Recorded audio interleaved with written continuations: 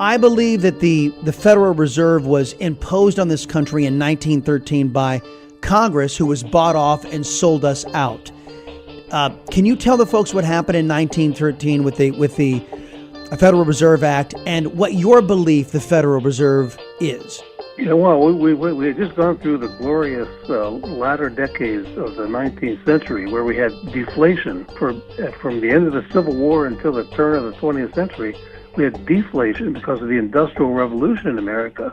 So when we had 7 or 8% deflation every year, everybody in the country got a 7 or 8% pay raise every year because your money went further. And purchasing power went up when you had deflation.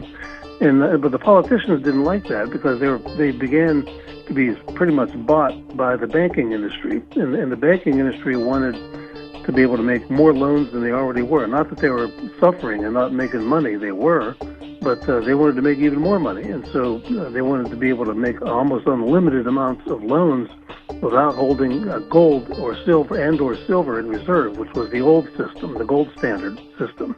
So they basically began overthrowing the gold standard, and they nationalized the money supply once and for all with this bank.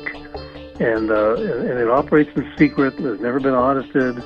And they spread all sorts of myths about how it stabilizes the economy.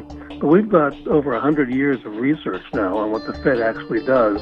And it's pretty much the consensus among academic economists, which I was for 40 years myself, is that it is more unstable rather than less unstable.